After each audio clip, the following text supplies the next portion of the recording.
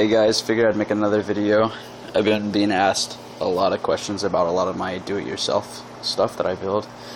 As most of you in my group know, I'm on the little bit cheaper side of a lot of the reef keeping stuff, so I build a lot of stuff for my tank myself, and I do a lot of mods myself.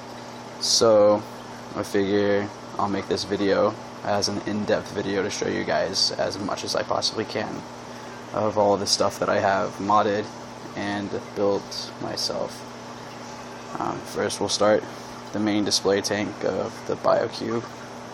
It's a little dirty right now. I just got done doing my water change. I gotta scrub the sides. As you see, there's some nice algae growing on the glass. But we got the Jabo WP10 running. Keeps everybody nice and happy. Fulsanes are happy about it. And also, as most of you know, I also have the 10-gallon tank. It's a little rough, but this tank is slowly being turned into my macro tank. Eventually this will be a fully planted macro tank, and I'll most likely be upgrading to a 20-gallon for seahorses. But we'll see from there.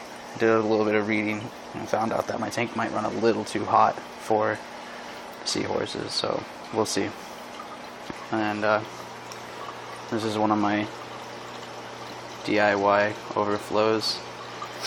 I have it plumbed with soft vinyl tubing, just because it's so much easier to remove, replace if anything happens to it. Eventually I'm going to black vinyl, so that way we don't get that nasty algae growing in there that can possibly clog it up.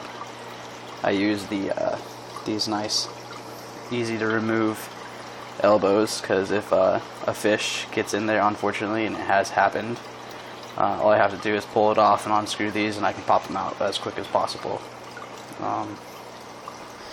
Yeah, it's in, like I said about the temperature, my tank tends to run about 78, between 77 and 78, so, and seahorses have to be at 75 as the max, so it'd be a little too hot for them.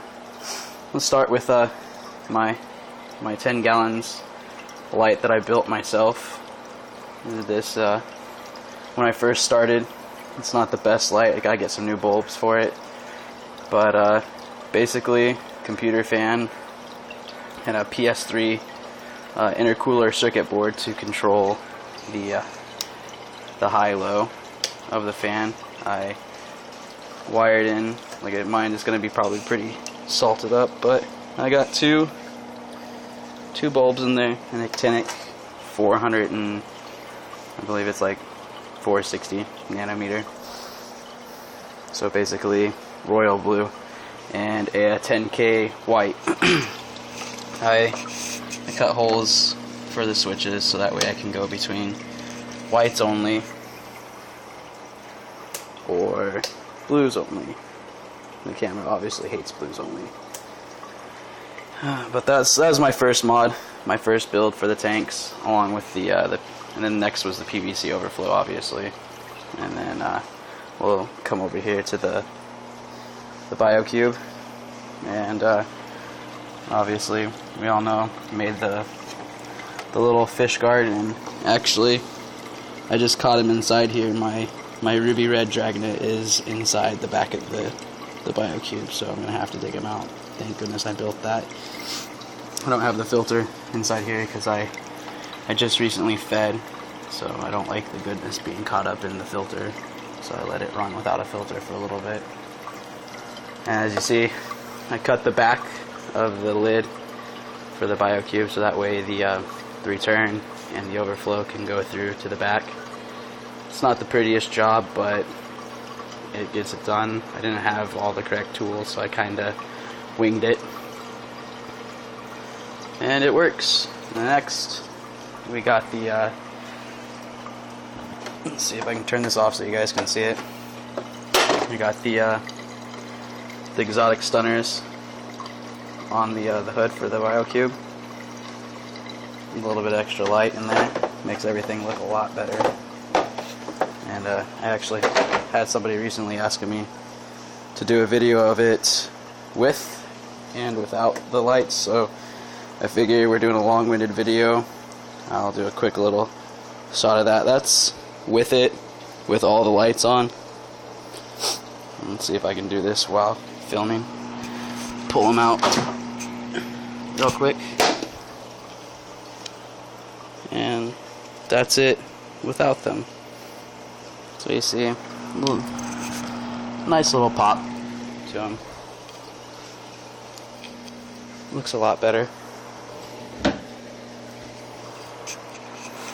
Now, you got the, like I said, the Jabo WP10. I like to run it on wave 1, speed 3, and long pulse. So that way it makes a nice flow in there. I got my, like I said, cheap side. This is how I keep my tank running cool.